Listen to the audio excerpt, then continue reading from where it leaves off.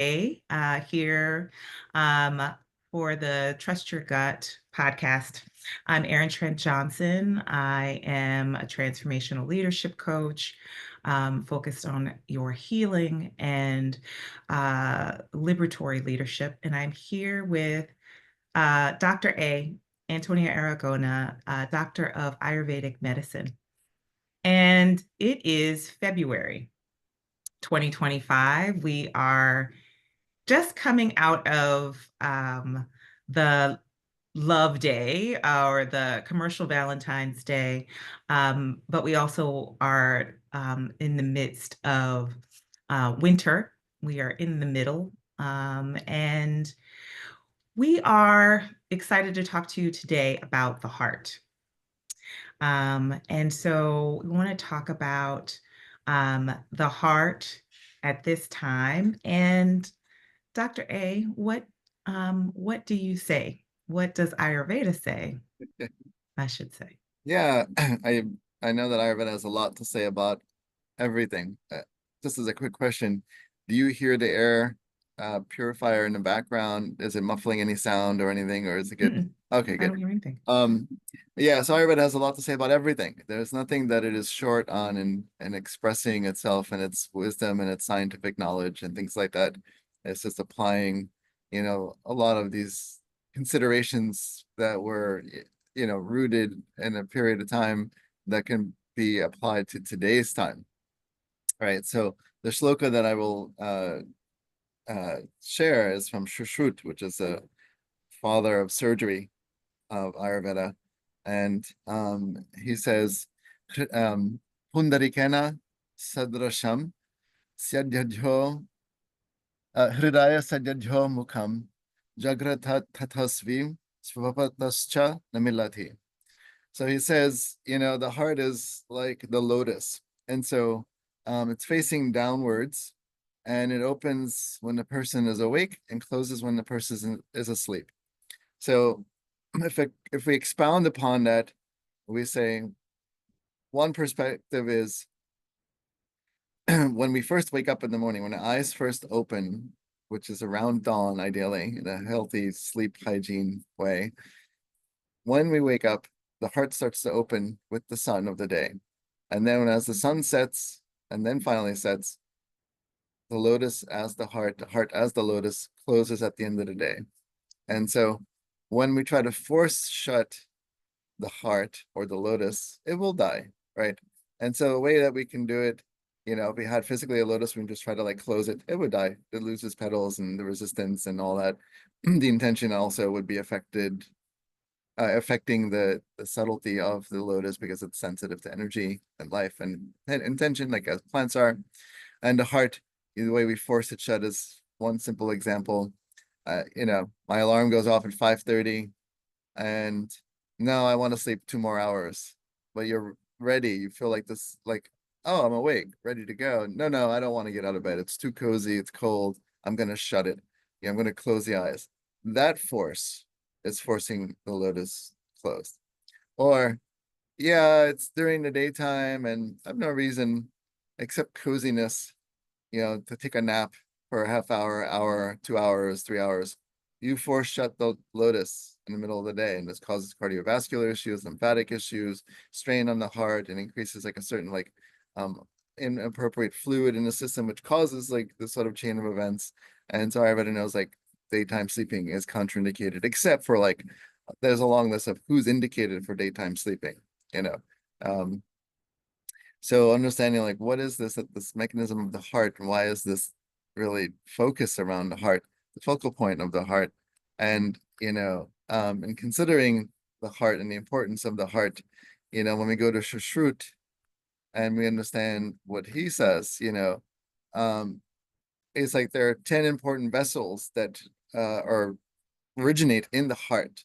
And there's a lot of things happening in the heart. And so from the Ayurvedic perspective, when we think about the heart, we're thinking about the organ itself that's called heart or Hridaya. But when we think of cardiovascular disorders, which in Western medicine and allopathy, it's focused on the heart. Ayurveda says we're going to refine the perception and say it's not just the heart that's the root of the the cardiovascular issue. In Ayurveda, the cardiovascular issues fall under a different paradigm called Raktavaha, Shrotas, and it's like that's a specific system that governs the blood circulation throughout the body. Of course, everything circulates because of the heart, so that's assumed that the heart's involved because the heart's involved in everything. There are six divisions of the heart. There are four limbs, head and torso, but then you also have the internal organs, consciousness, motor and sensory organs, from the perception, the efferent neurons, the engagement with the world, the information as we receive from the five senses that comes in, the soul itself, mind and the objects of the mind, and all of this are located in the heart. Consciousness in Ayurveda is everywhere. It permeates everything. It's, omnipresent and omnipotent and omniscient. But the root of consciousness in the physical body, through the soul, which is the jiva, and the atma, are in the heart. So it's not just the organ that it's in, it's this centrality. And, so thinking about, well, what is the heart? It's also like in Ayurveda we consider like the root, right? And so it definitely plays a lot of different roles, and there's a lot of consideration in this area of the heart. So just to kind of go back to the Shushut shloka of the heart. If a person's heart is open, it's open to the sun. If it is closed down, then it's not closed, it's not open to the sun. It's the opposite of the sun, which is like a darkness, And darkness doesn't always imply negativity. It's just like it's inward. It can imply negativity, but doesn't imply it's only negativity. And so we think about in the sense of psycho-spiritual concepts like heart open, heart closed, how does that affect the circulation and the movement and the consciousness and our abilities to relate to the world, and what information do we perceive if mind is not open and heart is not open, and versus closed. It's like there is a different relationship to the world around us, right? And so there's like all of these things in Ayurveda like that gives great importance to the sense of the heart. And in Ayurveda, like what are things that can affect the heart and like circulation and energy and certain cardiovascular functioning and circulation and all these things, and simple things that we do every day, right? It could be foods that are too heavy, foods that are too light and crunchy, and then we think inappropriate season. So having a salad in the wintertime is contraindicated. There should be all cooked foods during winter. But some people like salad and light, but they like bringing cold into the body because salads are cold and light and they're raw. And it's almost like there's a distortion in the logic because in nature, the animals would not want to eat cold food. Like there's no food really because it's too cold. So they would not want to bring cold into the system, right? And then foods that are like too bitter, like all the time bitter. Like some people like cravings for bitter things. Or, if a person's like excessively exhausted or fatigued, or lots of physical traumas and injuries, or eating before the previous food was digested, or excessive, it's called uh, prasa, prasanja, which is like excessive sex or excessive masturbation or excessive use of these kind of energies.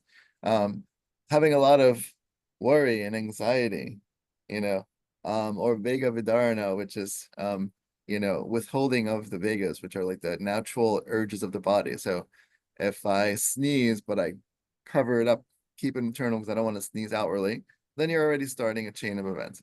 If I have to poop, but I don't have time to go to the bathroom because I'm busy working, I'll wait till later. Then you're causing, this it's sort of against physics, basically. You're causing this antagonistic action. If I'm hungry, but I'm gonna go to the gym first. No, so when we talked in previous podcast, you know, uh the three main causes of disease, pranya parada, misuse of intelligence.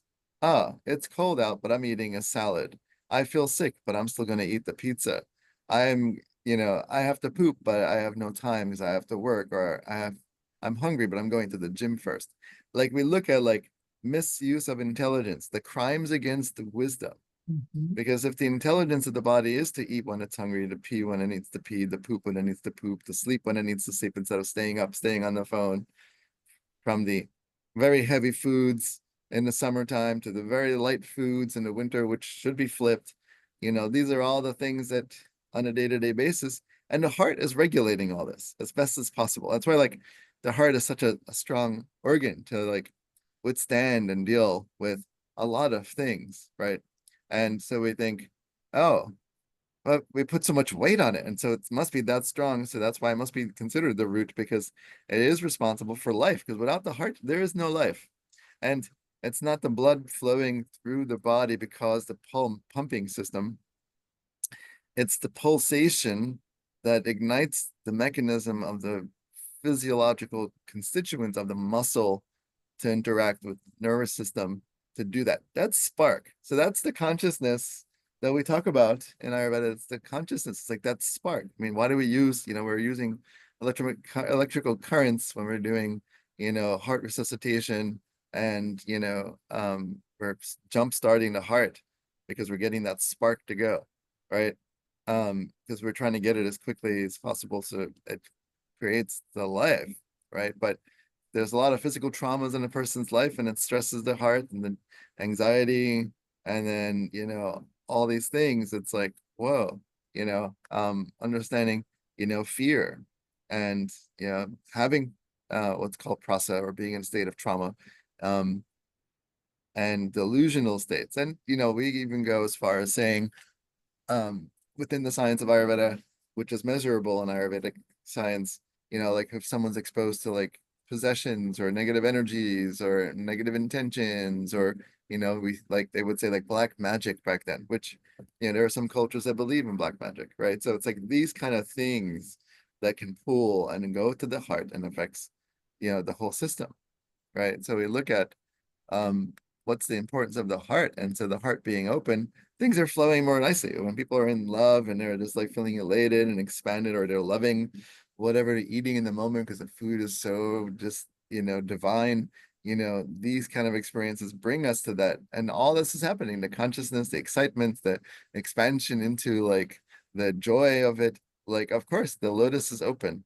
And then if we're contracted and we're fearful and we're traumatized and the mind is using the five senses, which are myopic because of previous deviations of the senses through any kind of trauma, um, then of course the heart's not going to feel the same information 100%. We have so much to clear out. And then, when we're on the other side of like the lotus closing and being forced to close, or this tension around the lotus that can't really blossom as properly, then of course immunity, ojas is one of the tissues in Ayurveda that's a byproduct of all healthy tissue in the body that supports healthy immune system functioning.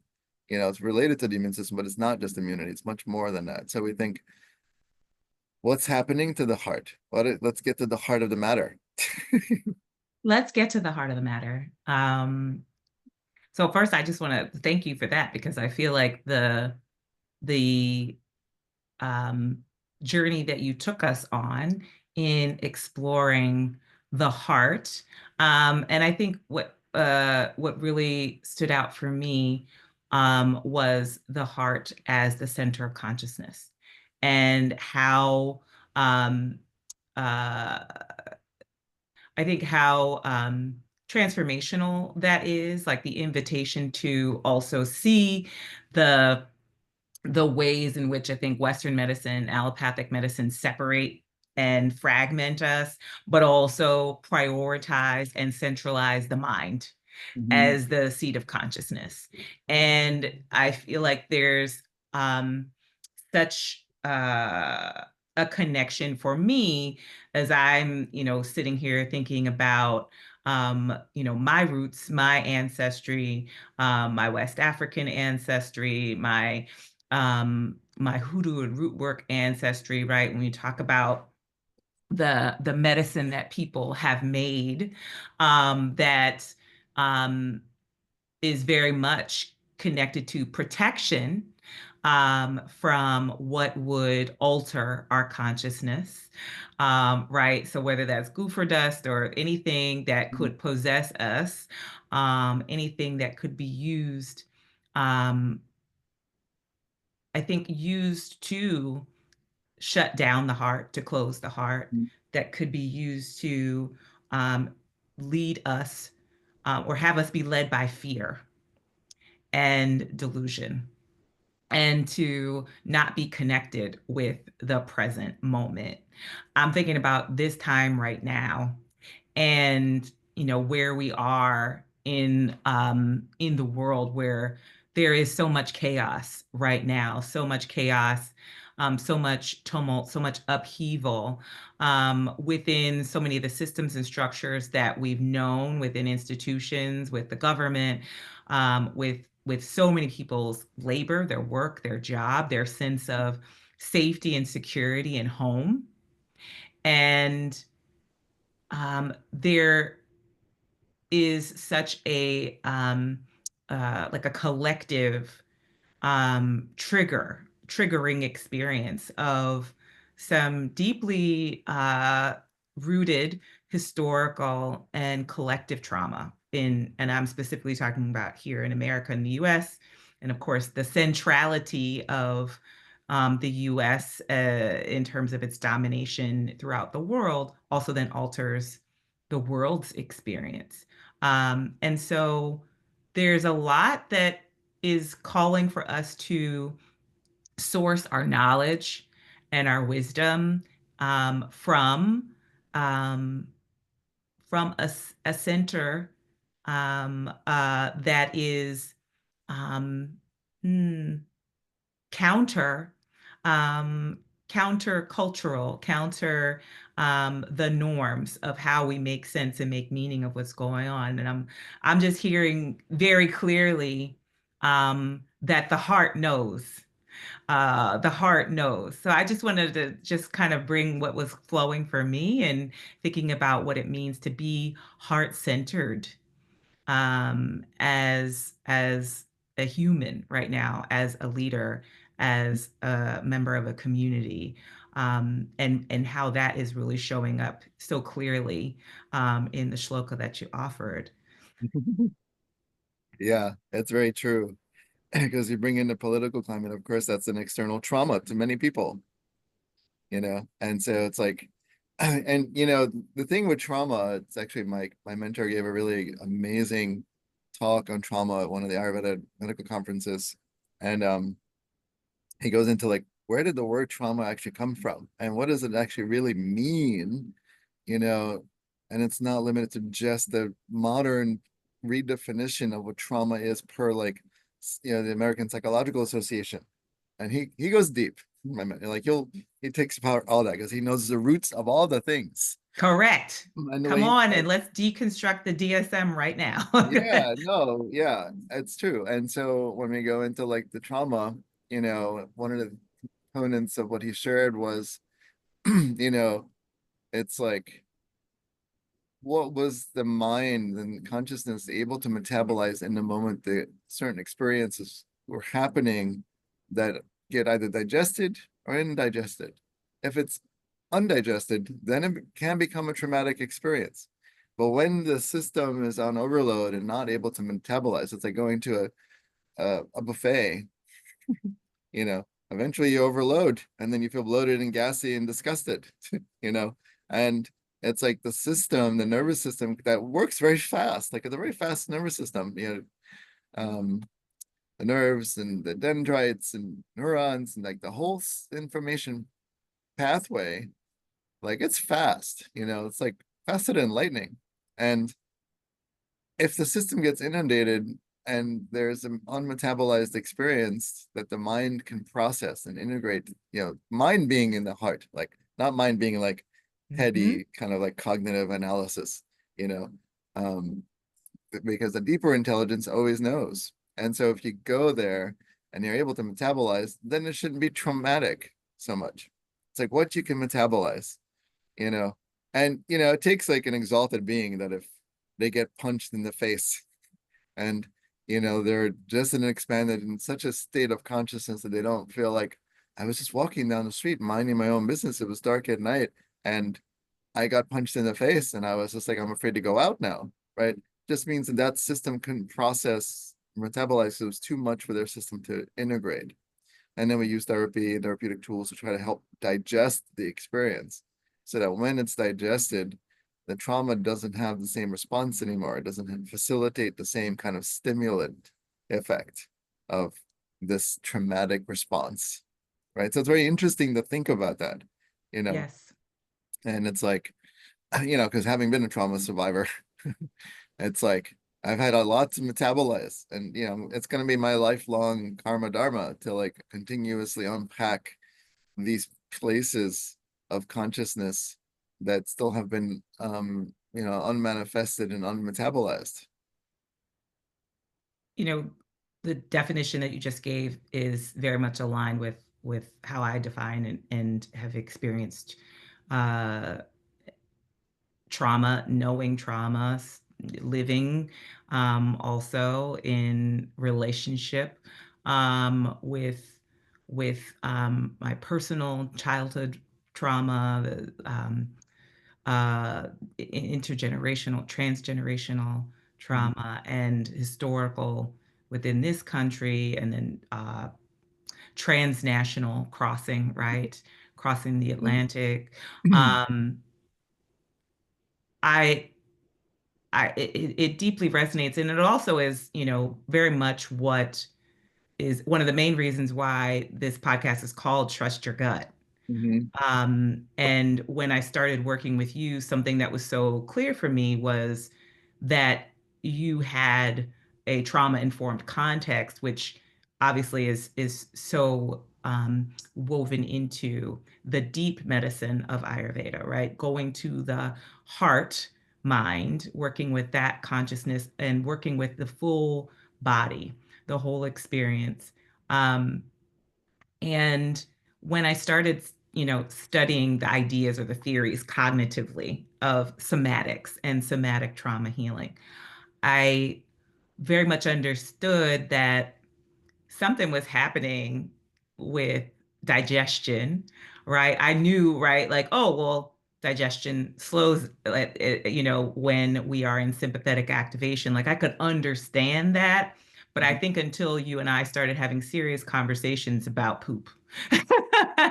And also, I really started paying attention, not only to poop, but obviously really started paying attention to um, the sluggishness or the consistency and the experience, my experience of digestion, and how it was not only the food that I was not digesting and metabolizing, that I was not absorbing and assimilating, but that there were experiences in my body that were too fast, too much, and they had not been processed. They were mine, and they came with me into this lifetime. And so, absolutely, it will be my karma and my dharma to work with, and ours collectively. mhm, And I'm I'm so clear that, like, when we can talk about digestion and um and what it actually means to metabolize, right? Which I think mhm, for a lot of folks who are, I think, um struggling right now with like the flooding of our nervous systems with so much chaos, with so much information, wondering, what can I trust? Like, is that real news? Um is this really happening? Oh, that's actually happening. How can mhm, this happen? No, wait, that's legal? It doesn't matter if it's legal. There's so much that I think so many bodies are trying to anchor themselves with, um or to make meaning and make sense of too much. And so I'm curious about what Ayurveda knows about, or even as we think about coming back to the heart mind, Mhm. um, how we can be um, more heart oriented, heart led, um, period. That's my question. It's a question mark, question mark. Um, I mean, so when there are these fluctuations of, you know, when there are fluctuations, and I read it, they fall into the categories called Rajas and Tamas. And Rajas is more like passion driven, lust driven, sensory driven, attachment driven, chaotic energy, unstable fragmentation, which is more rajasic, and tamasic is more like inert. It's the darkness, it's the unspoken, it's the complacency, it's the lack of movement, you know. And these are the two, are called manasika doshas, which are like the doshas of the mind. So when we think about doshas in Ayurveda, we think about Vata, Pitta, and Kapha concepts. That applies to the physiology. Manasika doshas are more the mental, the subtle physiological aspects of the mind. And so those are the doshas which are prone to imbalances. What we try to do with mind is to cultivate sattva, and sattva is more the steadiness of the mind, the clarity of perception, the understanding and fruition and nourishment of the intelligence that creates the stability for Rajas and Tamas, so that this pendulum isn't going one side to the other, but it's then that centeredness. So sages, saints across the world in all cultures, when they're at that saintly consciousness, or that um, proper guru consciousness, or awakened purely, properly, not new age awake terms, proper awakened consciousness, they're in sattvic state. They're not pulled in one direction or the other. That's the polarity. And so the heart is calm in a calm place, and that's in sattva. It's not calm in rajas, it's not calm in tamas, because they're the opposite ends of the spectrum and they pull each other. And that what creates the mental distortions and the fragmentation and the lack of clarity and ambiguity of all these things. Sattva is very clear, and it has no questions, because it's in this place of knowing, a deep, deep knowing, right? So this is like we'll say that's the barometer of understanding that part of the question. But we're human, we're in this body, we're dealing with stupid political crazy stuff and people that are just whatever, even not affected by politics, and we have our own mental wars that we wake up with even before we turn on the news, right? So those things don't help this internal struggle and conflict and things like that. We all have the things that we carry internally in our own four walls of our mind, in our head, right, that we wake up with. And so to put an understanding of, if I can see that that's the thing that has to be addressed, then I will know that there are things out there that I can start putting in place as in steps to work in that direction, to reconnect with my heart. So sattvic practices are a lot of the spiritual practices: connect with nature, meditate, sit in silence, eat good, healthy, unprocessed, unadulterated foods, be in good company, you know, cultivate these things, you know, um, making sure you're taking self-care seriously, and really doing the things for proper self-care, and eating at the right times, and exercising at the right times, and waking at the right times, sleeping at the right times, like aligning with these bigger forces that seem to be taken advantage of, because we're in such a busy culture of go, go, go.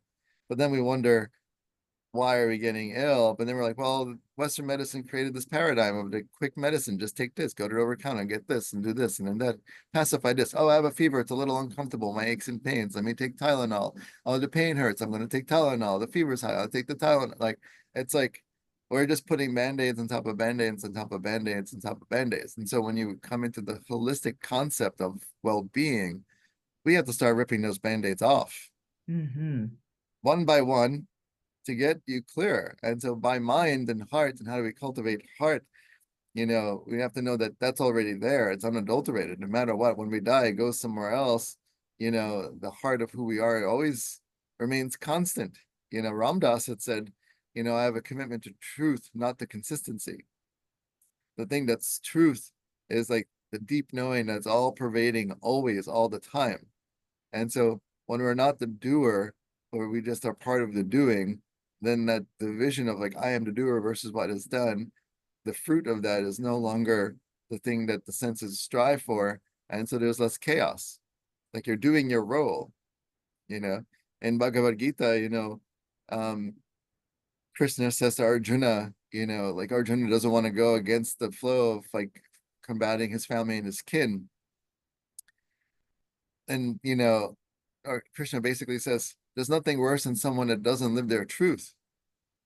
And if this is your truth to fight your kin, then if you're thinking that you're separate from, we'll say God is consciousness. But if you're not like, this is what I have to do because this is what is properly driven from the seed of my consciousness without being attached to the fruits of I'm hurting this and that, then, that's a different relationship to the world. And that's more freedom. And so sattva has more freedom.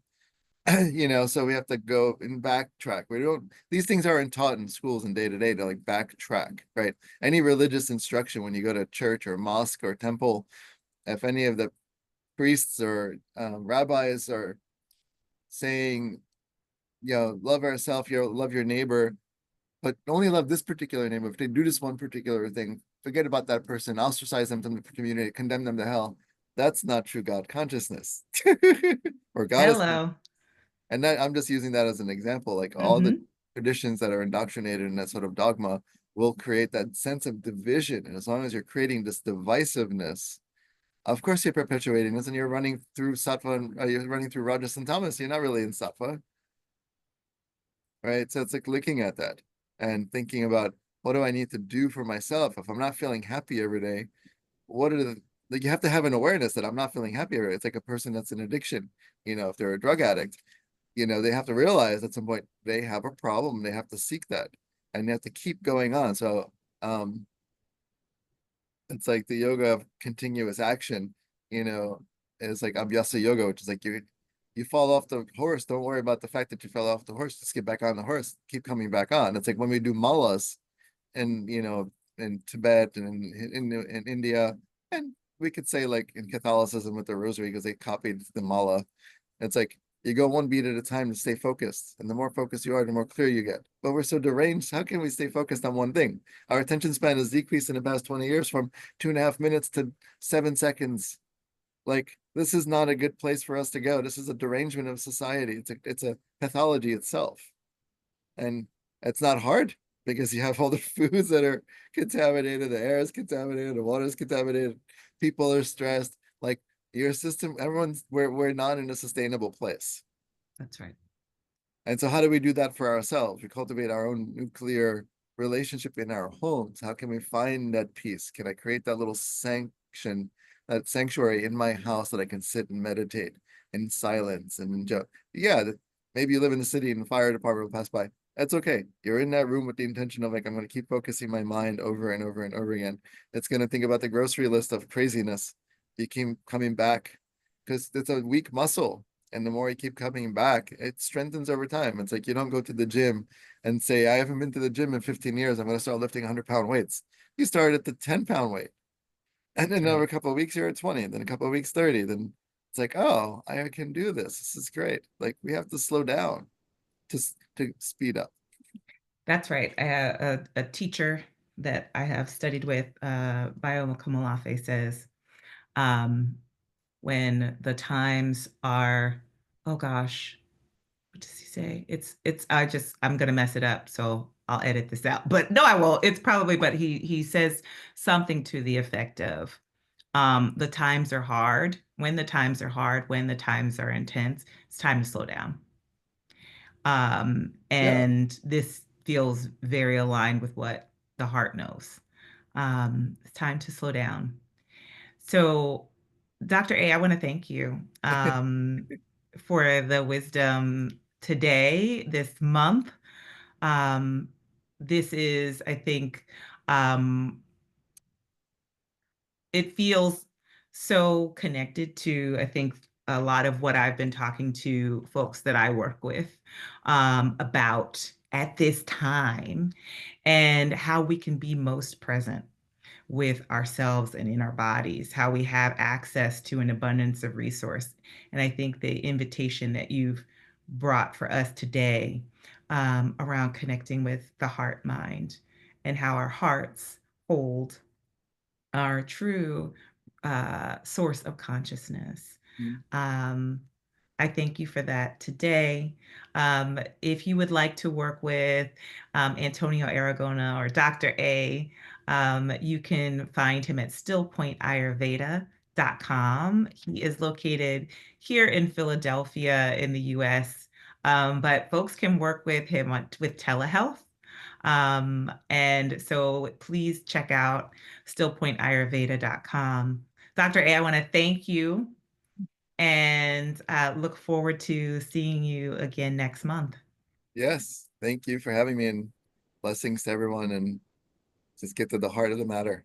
Get to the heart of the matter.